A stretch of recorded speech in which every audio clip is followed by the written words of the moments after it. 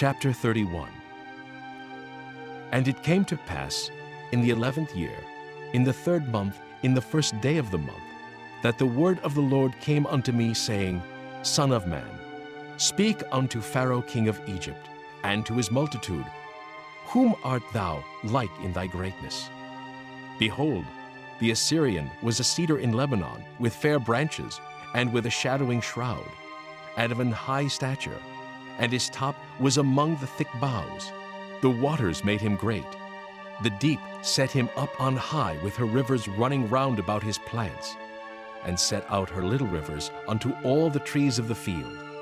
Therefore his height was exalted above all the trees of the field, and his boughs were multiplied, and his branches became long because of the multitude of waters when he shot forth. All the fowls of heaven made their nests in his boughs, and under his branches did all the beasts of the field bring forth their young. And under his shadow dwelt all great nations. Thus was he fair in his greatness, in the length of his branches, for his root was by great waters. The cedars in the garden of God could not hide him. The fir trees were not like his boughs, and the chestnut trees were not like his branches, nor any tree in the garden of God was like unto him in his beauty. I have made him fair by the multitude of his branches, so that all the trees of Eden that were in the garden of God envied him. Therefore thus saith the Lord God, Because thou hast lifted up thyself in height, and he hath shot up his top among the thick boughs, and his heart is lifted up in his height, I have therefore delivered him into the hand of the mighty one of the heathen. He shall surely deal with him. I have driven him out for his wickedness. And strangers, the terrible of the nations, have cut him off, and have left him upon the mountains. And in all the valleys his branches are fallen, and his boughs are broken by all the rivers of the land. And all the people of the earth are gone down from his shadow, and have left him.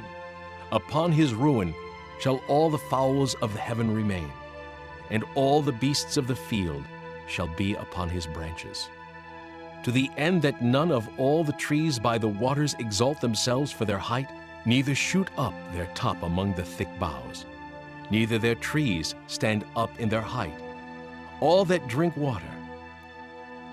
For they are all delivered unto death, to the nether parts of the earth, in the midst of the children of men, with them that go down to the pit. Thus saith the Lord God, In the day when he went down to the grave, I caused a mourning, I covered the deep for him, and I restrained the floods thereof, and the great waters were stayed. And I caused Lebanon to mourn for him, and all the trees of the field fainted for him. I made the nations to shake at the sound of his fall, when I cast him down to hell with them that descend into the pit. And all the trees of Eden, the choice and best of Lebanon, all that drink water, shall be comforted in the nether parts of the earth. They also went down into hell with him, unto them that be slain with the sword. And they that were his arm, that dwelt under his shadow in the midst of the heathen. To whom art thou thus like in glory, and in greatness among the trees of Eden?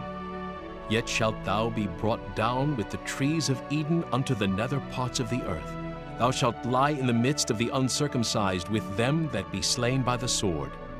This is Pharaoh and all his multitude, saith the Lord God.